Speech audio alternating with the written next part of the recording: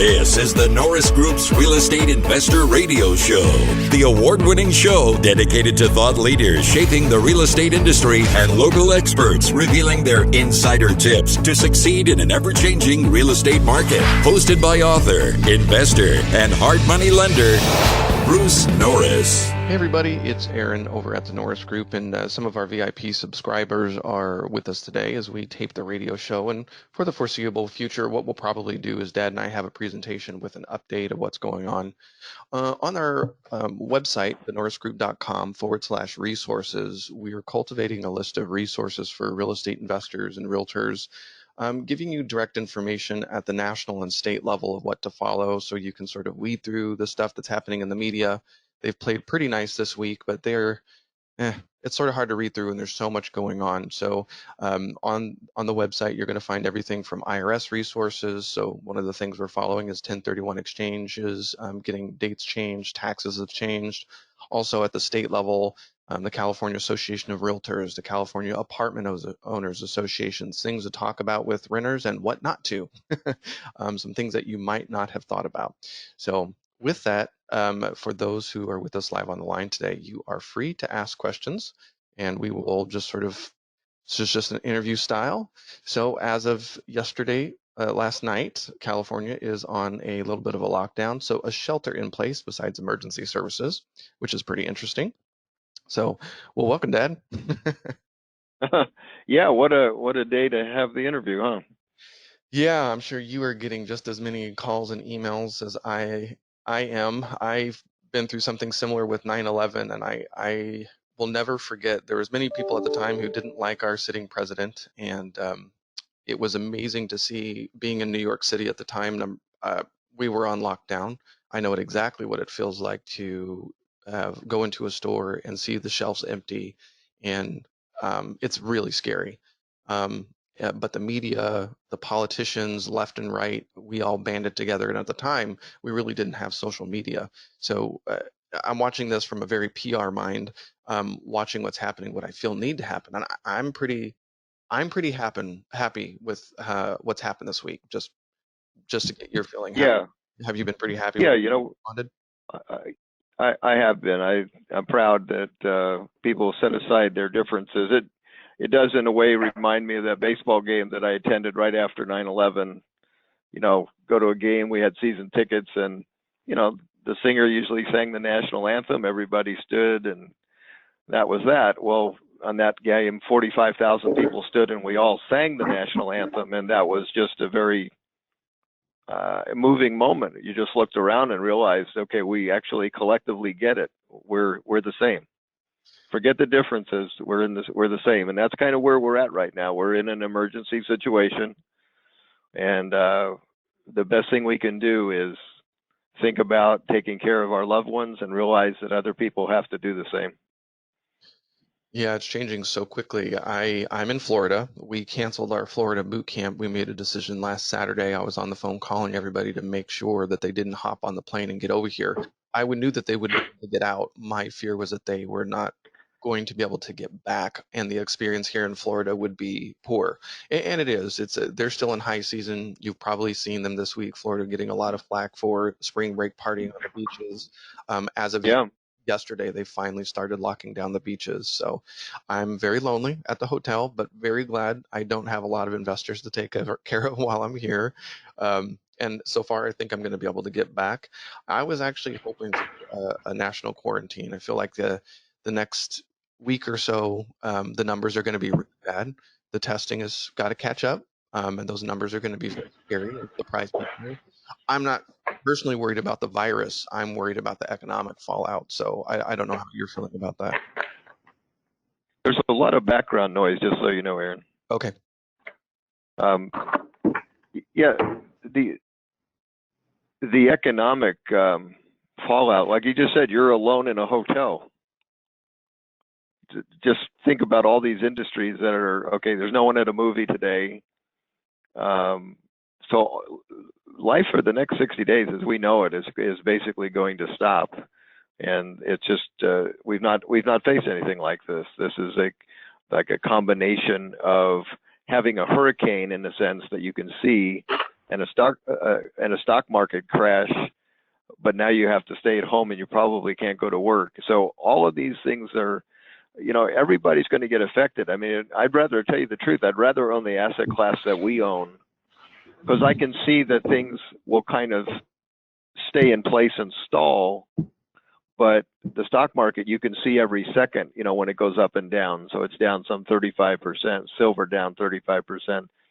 I don't see that happening unless somebody just, and that they're already preventing that by saying, okay, you can't foreclose. Bank of America came out and said we're basically going to shine on the payments, and so all of a sudden this is getting a little safer because it seems like it's a team effort across the board. So that's an important thing. Yeah, right out of the gate, man, round one, I think that there's going to be at least a few more of these rounds of support. So I was really pleased to see them not go back home. Congress did not take a break, and they've committed to getting these rounds of things put out. So I was really happy to see that happen. So yeah, I'm excited. Trying to think where to go from here. So there's just a sequence, that when it happened, I guess I didn't really take it seriously until honestly they closed Italy. That caught my attention. And then of course all the sports. So you start realizing all these things are happening. This is the first time in my life any of these has happened. And then Warren Buffett comes out and says, yeah, I guess I had to wait 89 years to see this. So that's a big statement coming from a guy like him. And then we do the radio interview with Raoul Paul, and he uses that word depression, and that's kind of why I asked what I asked. Is that a word you've ever uttered in all the years you've done this? And he said no, that was meaningful. Muhammad Al-Arian just used the word depression yesterday. So this is serious stuff, and we're getting on to what we need to get on. We're trying to mitigate the damage and also the health risks. So that's why this is necessary. If we lock down really well for 60 days, we're probably on the other side of the curve of death and new cases. If we don't, man, this is a much longer deal. Yeah, and the other exciting thing is that within the last 24 hours, that it looks like there's been several different moves made for treatment, a vaccine. They're running full steam ahead on several different paths to try to mitigate the virus. So it's just great news. I'm always a glass half full guy, so I'm really excited for Main Street in particular. So we got news this week that Redfin and Open Door are out. We're hearing from people that don't usually use us for hard money.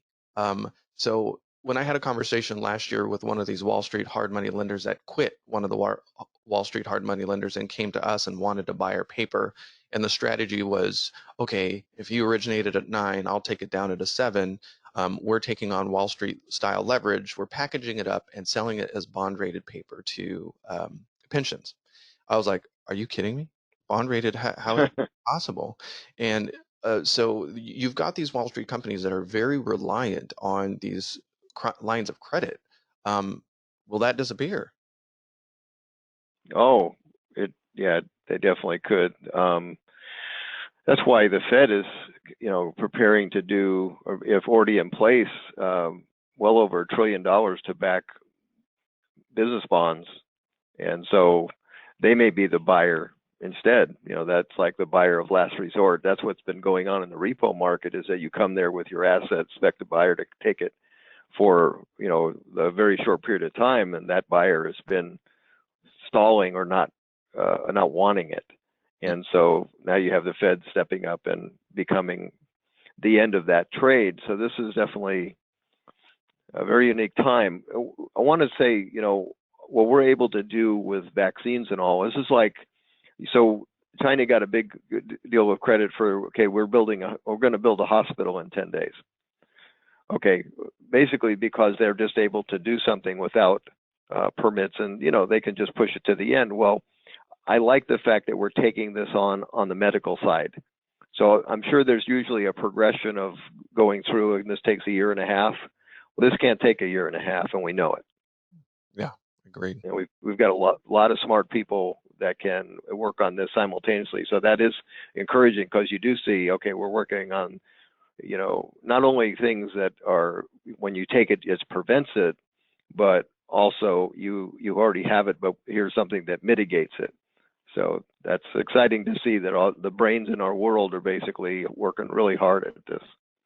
And then for the Main Street investors and realtors, I think this is where we get to shine. As these Wall Street companies sort of pull the plug on operating in the markets, they disappear as competition. And I don't know yet if they're going to decide to come back.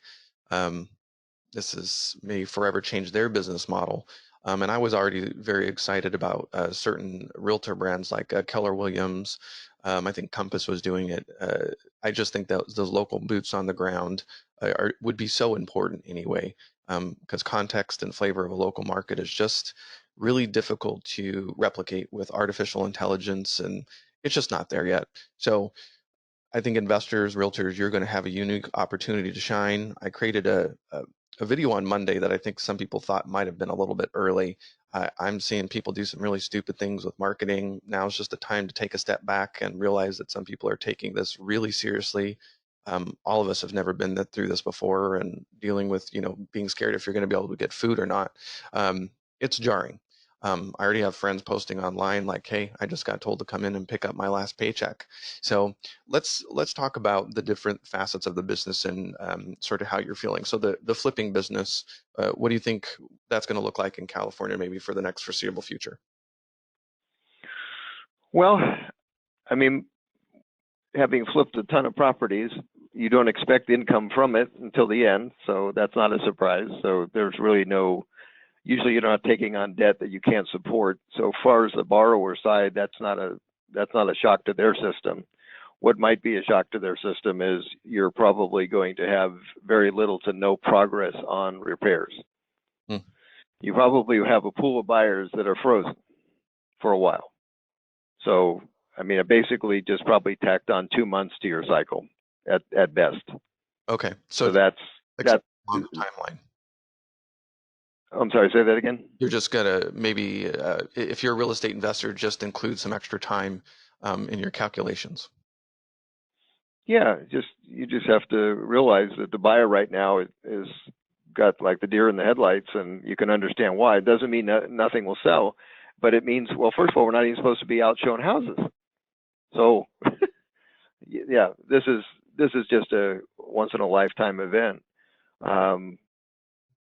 So if you own stuff with debt on it and you are capable of making your payments, I would encourage you to do that. If it's something that you say, and I've been there, where you go, okay, well, I got 6 things in escrow and 6 things fall out, on a small flipper, that could be an impactful thing. So they're in, where I think where the Norris Group can play a role in that is actually have that conversation. So if that's going to be an issue, you got to call us and let us know. We'll call the borrower, and I'm sorry, the lender side, and just have a reasonable conclusion. I mean, it's kind of like we're in this together. Yep. It's a once in a lifetime event on both sides of the table. We have great lenders that understand the business and have been through tough things before with us in 2008 and 9, and we all survived that and did fine. And borrower side, I was able to go back and with you, Aaron, we went to present in Washington, D.C. Remember, we had that little circle with, this is probably 2009 or 2010, and our current ratio as far as payments being made on a hard money loan with an interest rate over 10%, it was 99% plus current.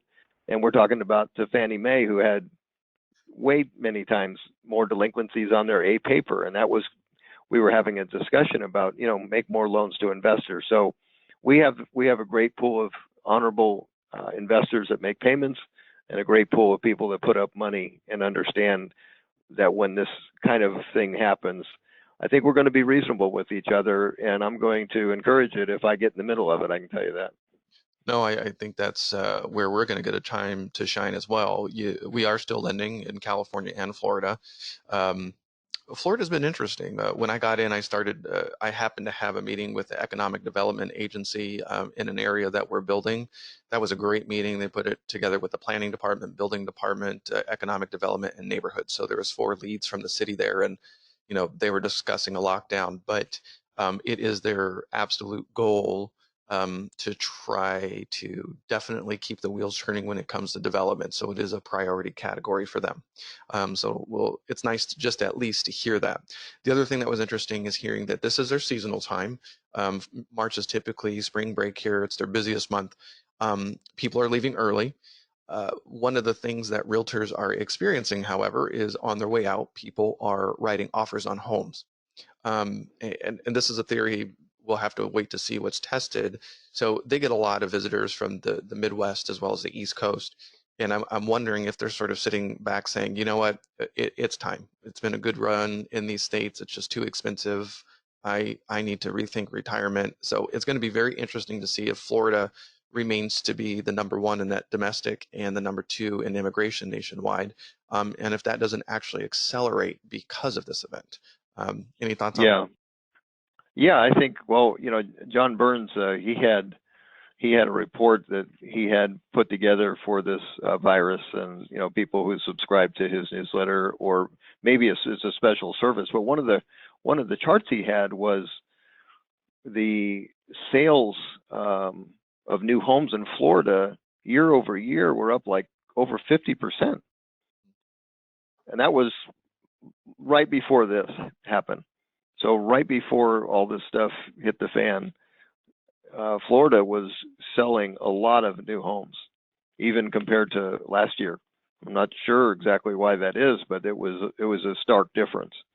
So Florida has a lot of migration. We've kind of covered that. They've got a lot of migration of adults that have to have a rental, or they have to have they're going to buy something because it's reasonable. I mean, you're talking about, we're building houses that are worth $230, that you put the 3% mortgage rate on that. That's a pretty amazing payment. I guess I want to cover 2 things when it comes to flipping. So I think the opportunity might come. We often talk about in the flipping space as far as death, disease, and divorce. And this is a really interesting play. You might be dealing with, as a local real estate investor, with all 3 of those categories at one time in some of this stuff. So I just ask everyone to be very sensitive to that. Please don't send weird marketing to people about coronavirus. But just as far as the Wall Street versus Main Street, I think it's going to be a really neat time. But let's go to tenants, toilets, and trash. Let's go to the 3 T's and talk about the impacts on maybe rentals and rents. The state of California has already been talking about, I think it's already in place, an eviction moratorium. On the resources website, I've got some tools for you as a landlord to be communicating with your tenant. You better really be careful what you say and don't say to put yourself at risk. Just be very careful. But any ideas on maybe tenants and rentals in the foreseeable future for California? Yeah, I mean, you and I both have them, and the difference between probably us and them is they might be one eviction away from being homeless. Yeah. So, it's a lot of us have spent our life doing math and calculating our cash flow and our net worth and all that. The next 60 days or so isn't the time to do that. It just isn't. Yeah. So I think laws are going to come in place where you can evict people.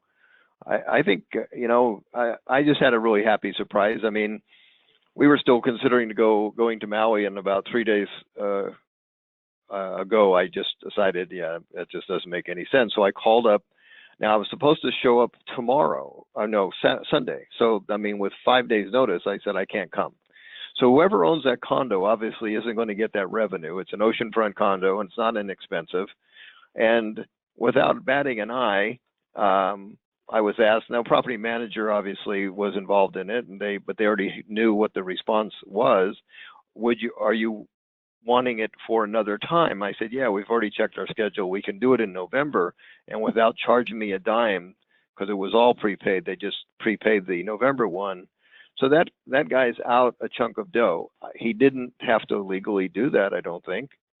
No. And I wouldn't have been shocked if he did it. I just understood it, but he didn't do that, and it just made me. I don't know. To be honest with you, I'll rent that guy's condo till I'm not here Yeah. It's because, and so people are going to have a really good memory of how they're treated right now. They really will. You yeah. want a great set of tenants, treat them honorably in the next 60 days. They will not forget it. Agreed. And so I think Mike told me one time, people won't always remember what you say, but they'll remember how you make them feel. Um, Now's a good time for the good feels part. Agreed. So I'm reaching out to all of my property managers, setting the expectation on that. I'll reach out to the tenants that I still individually manage today and ask how they're doing, where they're at. Um, it, I'm glad I did some 1031 exchanging. My tenants in Florida are very different caliber wise than what they've been in California. So I'm glad I've diversified a bit. That's interesting because I guess I hadn't really thought this one out, but in Leesburg, I think 90% of my tenants are nurses. Yeah, we had a conversation on the Florida boot camp call yesterday, and we talked about that. I talked to Joanna. I'm like, hey, please reach out to clients. And she did. She sent an email. The majority of them are attached to, they're getting government retirement income, or they're in the healthcare industry or military. So she really didn't have a lot of worries. But, as a landlord, you just sort of have to prepare and sort of map out how you're going to deal with the fallout and the ramifications. And um, on one of the resources that I'm pointing investors to, because oftentimes you don't live in the county where you are investing. Um, Anywhere you're at, just go to Google and type in 211 and then the county. That is going to be your local health and human services hotline. It's sort of in times of emergency, it is the backup to 911. I happen to be the board chair of the one in Riverside County. Please don't call.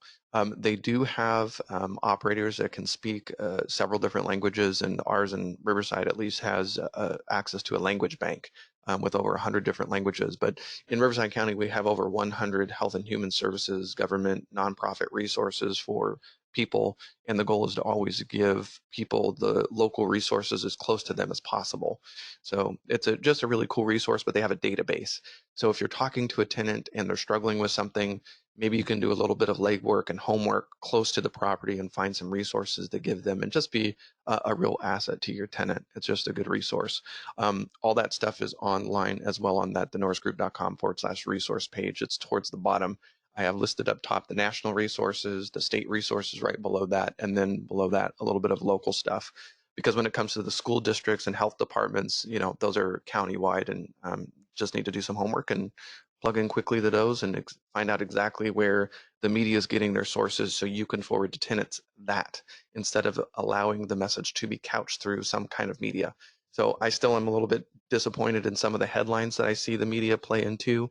I get it, it's the game, but I don't want to scare my tenants more than need be. So enough of that. Absolutely. We got some people on the line. If please ask some questions as we round this out for the foreseeable future. This is sort of what we'll try to do on Fridays around this time. It allows us enough time to. Friday is a good date. We'll have all the updated information, and then we'll be able to put the information out on the podcast with a day turnaround time for the weekend. California versus Florida. Are you still believing, Dad, in sort of that move right now? Yeah, I'm very comfortable with that. This is an emergency situation, so I can tell you one thing about Florida. Floridians, they every year they have a chance of a hurricane. They know how to hunker down. They do. They're prepared. My buddy Alex, I mean, he's got a generator and a food supply and all that, and he is not unusual. So Floridians know how to isolate. Sometimes they're forced to, because there's no road. If you have a bad hurricane, you have road problems and all that stuff. So this is not unusual for them. I think it corrects itself very quickly after, and I really think this is nationally. I think we're going to go through a very tough 60 to 90 days. If we do this correctly, we'll be on the other side of it, and I think both states will be fine. I just prefer Florida as a landing place. There is no doubt in my mind that honestly in the next 10 years, Florida will be the #1 destination of adults migrating, and California will literally have no gain from migration of adults. Mm. So that's when you get serious about the math. That's why I'm there. I'm there because who's going there are people with wealth that are older, and so they just require services, and it requires more migration of healthcare workers and all that. So I'll just say this.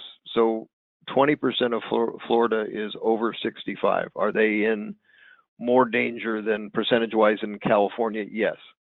So that's the one thing that you have to think about in the next 60 days, 90 days, making sure that those people take care of themselves and stay as much as they can on their own. A lot of mobile home parks, I mean, you're isolated in a sense that you're in your own residence. So I don't know. We'll see. But Okay. as far as my decision to, if I had to, let's say I had a choice, I had a free ride for 24 hours, I could exchange all my stuff in Florida and go back to California. No way. Okay. That's a good way to put it. Yeah, we've been having conversations for several weeks as soon as this started with our builder, being exposed to things like supply chain. Where do you get your, really thinking through the entire process, like where would we get stuck? So we're doing some really complicated 1031 exchanges. So one of my first questions, I'm like, do you buy supplies from China? He's like, actually, no, because of the tariff wars, they had really switched over and always sort of tried to buy American where they could anyway. And they have extremely limited exposure. I guess they buy one light fixture that can be easily changed out, which is really, really good to hear. The next one is 1031 exchanges. The IRS has yet to extend that. I think it's just a matter of time, but that's good to know for us to know as a company, as we're quarterbacking these transactions. We're pretending that that's not going to change, and we're documenting everything as we go along. So as of now, Florida is not shut down. As far as caseload, they're a couple weeks behind um, where California is, but I think that's going to change pretty quickly. So anyway, just By the way, I don't have any doubt that a 1031 exchange extension would apply in this circumstance, whether it comes from an edict for national, or you just have a transaction that's obvious.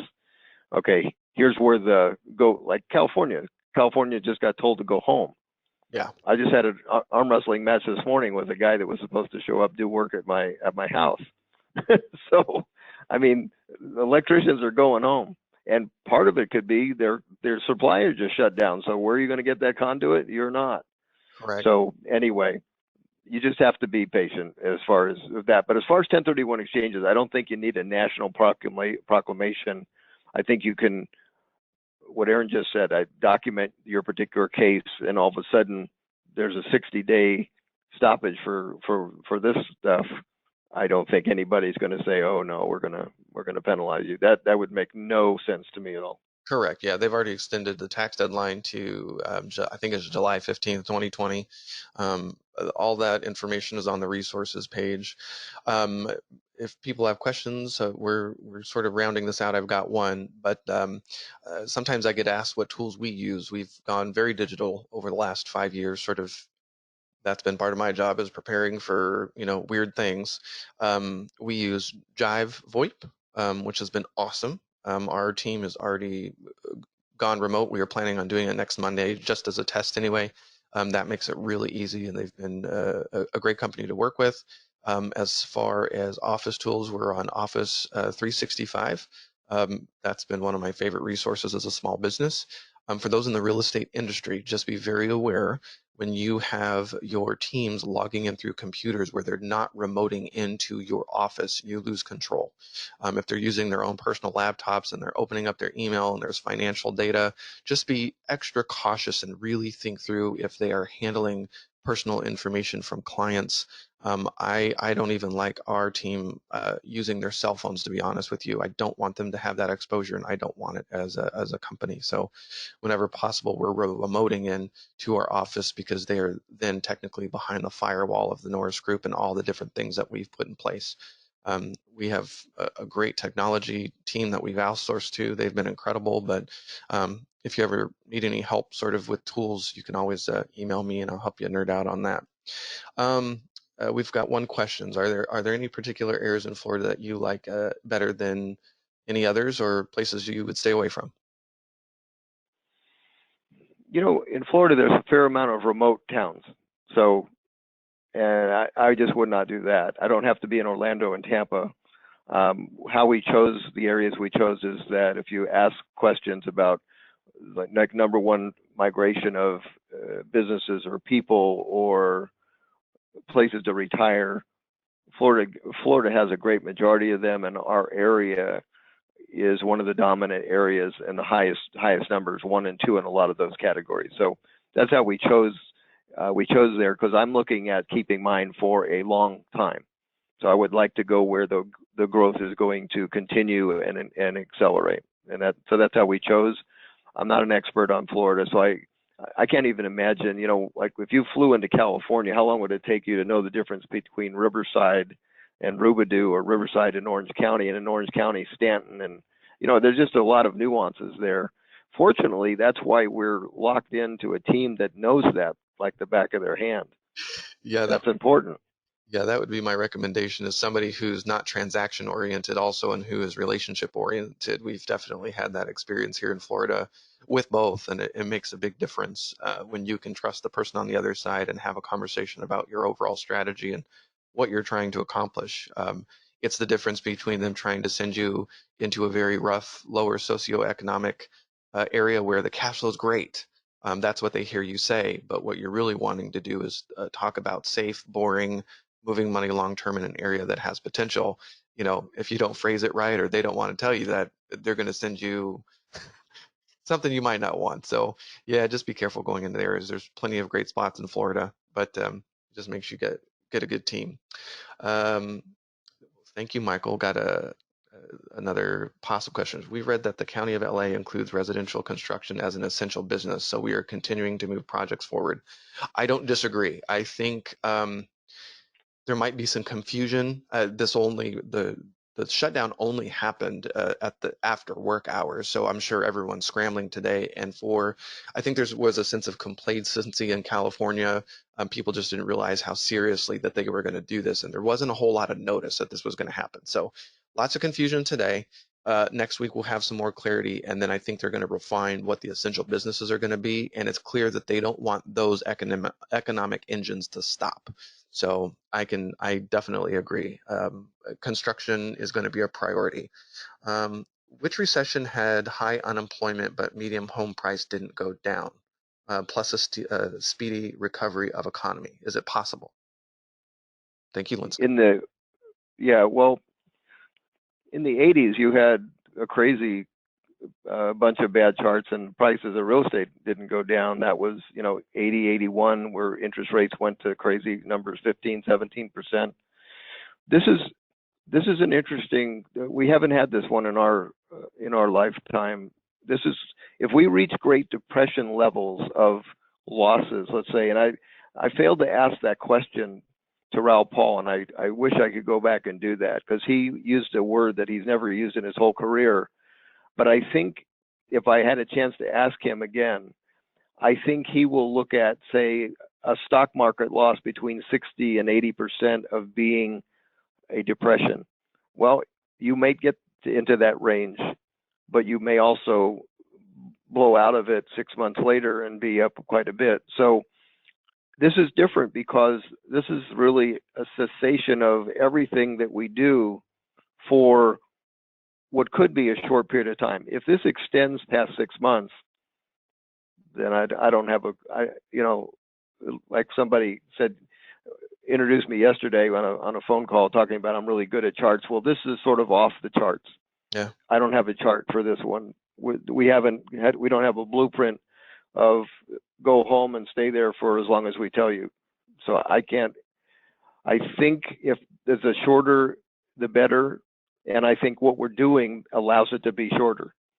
If we just do our normal lives, it looks like this could affect high percentages of every population of every country. So we're doing what we need to do. So man, I'd rather hurt in place for 60 to 90 days and get through it than make it last for a long period of time and have really bad effects. So I think we're being asked to do what's intelligent. Yeah, and I hope people listen.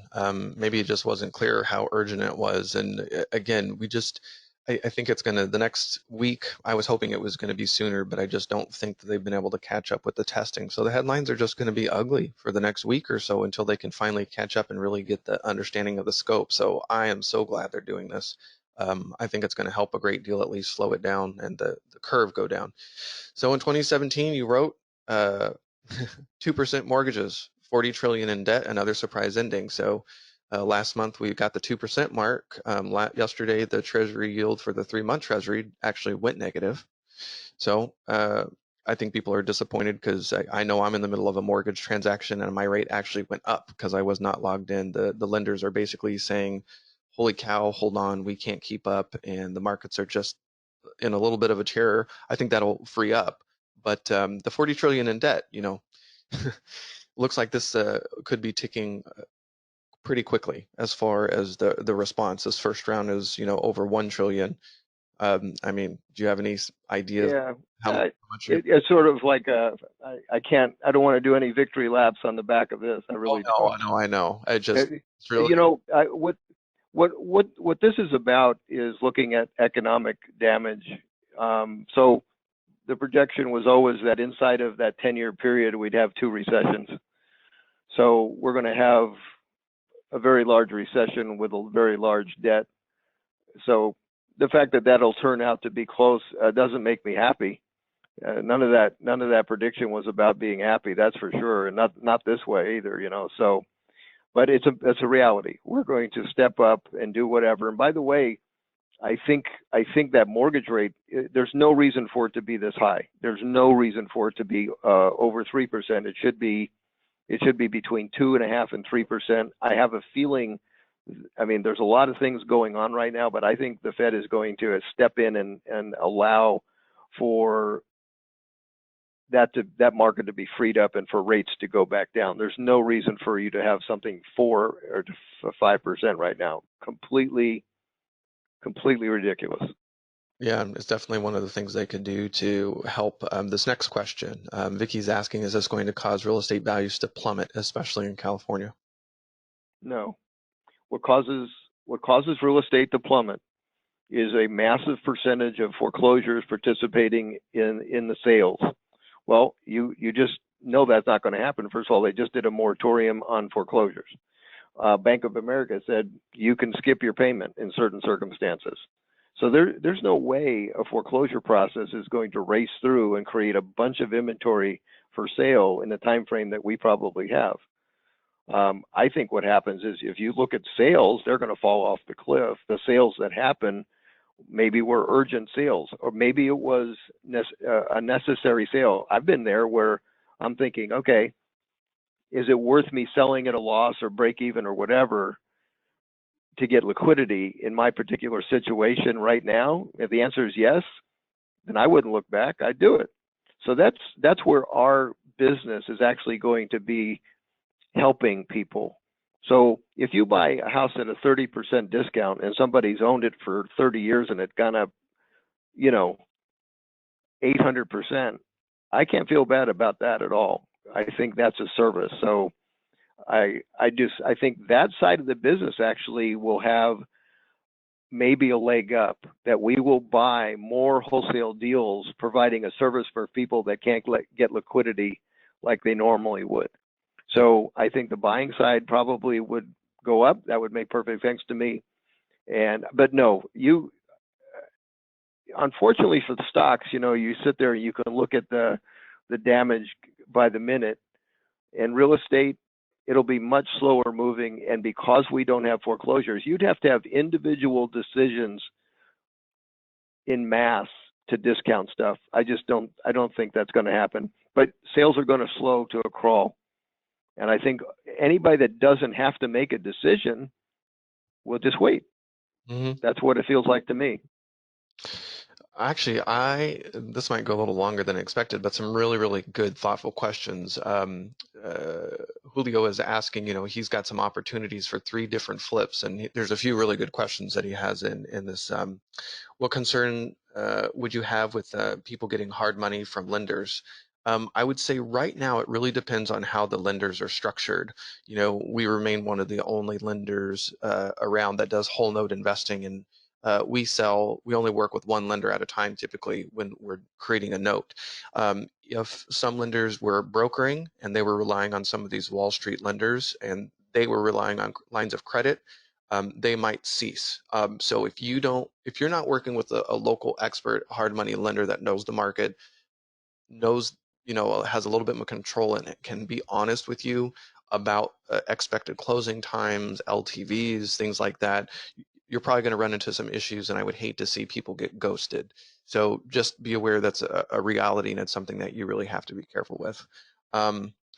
If you were doing a flip, Dad, the question was, what are some of the strategies to sell quickly in this market? I don't think there is one. No. No. I mean, when you want to sell quickly, I guess you would lower your price and sell it like a wholesale number to somebody. I don't know that I would intentionally put myself in that position. If you're in that position, then fine, chase liquidity with one house to make your whole package of home safer. That's fine. But could you try some strategies like, okay, let's pay the sales agent 6%, or you could drape up all those things. I don't think you're going to get the majority of people to act right now. We're just looking at this. We're frozen. We can't even. I mean, think about, okay, let's watch a ball. Oh, we can't. Let's go get. Oh, we can't. That makes sense to me, that people are just frozen. So don't expect to get full retail if you also have a time frame attached to it, like I have to sell it. That's just probably not going to happen. Maybe not go into transactions. Number one, don't go into transaction you don't have a plan B. If you can't turn it into a rental, maybe think about co-living strategy, rented by room, about nurses, furnishing it, like definitely create a plan B. And you have, when you go into stuff, that's one of the things we have talked about over the last couple of years, is when you're doing the property flips, man, only get into projects that have an exit that's other than having to sell it. Have at least a survivability process where, if you have to rent it or whatever, be in a price range that's bearable too. So if you have to hold something for a while. The high-end market has already been struggling with, as far as, the months on market was lingering as is. I'm trying to think in my mind if, some of the wealthy in America are going to actually dive into real estate to park some cash, because maybe they view it as a safer place than stocks. But I don't know. Any thought? Well, I can tell you, I do have a thought on that. There's, for years, there's been a play of bond yields going low, and if you know how to play that, it's very profitable, because you're tying up something at 3% that goes down to 2%. Well, there's a spread there, obviously, that you can make a profit on, and that's what they do. Well, now it's basically zero. That's done. So all of these bondholders, that game is pretty done. I think a lot of that money will go into real estate, because that is an asset that pays a return. Okay. Michael's asking, do you think more banks will defer mortgage payments? I definitely do, and you're going to have to watch the state as well. So during Dodd-Frank, they released that, so we had some federal guidelines, but then the state of California said, not good enough. So SB 978 came out, and for us hard money lenders, it added a whole layer on top of it. So just be careful and watch both the Fed and the state conversation. Watch the difference between the FHA and the GSE products, as well as the private side. Dad, do you have any thought on that? Like, if you're working with a private lender, that the mortgage insurance, like, I don't know, can the state come down and force the same protocols on them that they do the GSEs? Well, I think simultaneous to anything they dream up is they're also saying, okay, I mean, you and I looked at something where they were talking about giving $2,000 a month to each adult and $1,000 to each child in a family, so they could, in fact, make their obligation. So you're going to have both sides going on. You're going to have a lender rule saying, okay, you can't foreclose, but you're going to be quite possibly handing pretty substantial money to families to where they can make their bills. So I think we just have to be patient and wait, and this will play out. And I don't think we're talking a year for this to get better. I think we're talking about 60 to 90 days before at least we can see the light at the end of the tunnel and head in the right direction. Agreed. Okay. Another question. As a rental property owners, how should we respond to tenants saying they can't make rent while we have loan payments to make? Yeah, that's a real issue. So how do you respond? I mean, again, if it's somebody that your rental you rented directly, I mean, let's have an honest conversation. If they're getting compensation from the federal government that should allow you to be paid, I mean, you ought to have an honest conversation and say that's not an unfair expectation. You're not going to be able to evict somebody. So you need to be reasonable. That's just the truth. We're all going to have to say, okay, we have to look at this as a team. You really are.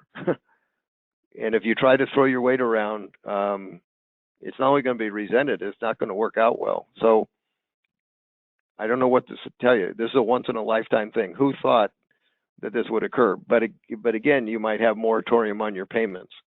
Mm-hmm. So that might, in fact, it just work. Okay, wouldn't that work? Put the pause button. What if it's a 90-day pause? You don't have to pay rent, but I don't have to pay payment. Yep. That would work. Yeah, that was actually the next question from Linska. Would we as a hard money lender follow B of A by adding payments to the close of escrow? Yeah, to me, that would make sense. Yeah. I mean, most of the hard money loans are usually on flips. And so, that would make perfect sense that we're just forbear the monthly payment until that can be continued and stick it on the other end and call it a day. Yeah, Linska, we've already been looking at that with our technology provider if that needs to come up. But, my expectation is the golden rule. If you can, you should. Keep going. On the other end, we're not working with a line of credit. We have real estate, lenders that some of them are relying on this income as well. So if you can, you should. And if our borrowers need help, give us a call early and let us know what's going on. Avoid ACH late payments. Yeah. Everyone just needs to be engaged and flexible. So makes total sense. All right. I think we're winding down on questions. Any final thoughts, Pops? I guess I just want to put out there, we're going to get through this, and we can get through it really well by thinking about working together as a team and actually, I'm really, what Aaron said in the beginning, I think people are looking at, okay, I'm an American more than I am a Democrat or Republican, and we're kind of getting that feeling back. We always need something like a war. This is a war. John Malden is somebody that I respect, and he had a newsletter yesterday, and he said we're not really just fighting a virus. This is a war, and he said we can't just think outside of the box. We have to get out. This isn't even a normal box, and it's true. So this is a once in a lifetime event, and I for one want to be proud of how we treated the people in our circle when it's all said and done. Yeah, you find out pretty quick who you'll never work again with after the fact too. So you find out exactly who people are in this process. Absolutely. Yep. Yeah, I'll have a good memory on what happens in the next 90 days. I've got a CRM system, so our entire team knows too. Just kidding. I'm kidding, but not kidding. We'll just plan on doing this on Friday mornings. We'll try to keep doing this. If you've got extra resources that should end up on the resources page, just email info@thenorrisgroup.com, and in the subject line, put resource for Aaron, and we'll take a look. If it's not already on there, we can add it. With that, everybody just stay safe, and looking forward to talking to you next week. We are working on a real estate investor town hall coming up. I think it's the second Monday of April. We're going to try to coordinate a very large interview that'll feature Keystone CPA with an update of where we're at in a couple weeks. I think it'll be appropriate by then. It'll feature different real estate investor club friends from all over the state of California, from Northern California and Sacramento. San Diego, Orange County, LA, to sort of see and talk about how the different cities are reacting. So you've got the national, you've got the state, and then you also have the local response. It'll be really interesting, and we'll be able to dive in a little bit deeper as far as sales and time on market and things like that, and we'll have a better idea of what that looks like in April. So hopefully we're a good resource for you guys. If we can do anything different, just shoot me an email. Be glad to help out where we can, and we'll talk to everybody soon. Okay. Bye-bye. Have a great day. All right, Dad. Have fun. Hopefully I'll make it home on Friday. I'm Saturday. Saturday. Okay, yeah. All right, I'll see you later. All right, guys, everybody, have a good rest of the day. Be safe. Bye-bye. The Norris Group originates and services loans in California and Florida under California DRE License 012-19911, Florida Mortgage Lender License 1577, and NMLS License 1623669. For more information on hard money lending, go to thenorrisgroup.com and click the Hard Money tab. For more information on hard money loans and upcoming events with the Norris Group, check out thenorrisgroup.com. For information on passive investing with trust deeds, visit tngtrustdeeds.com.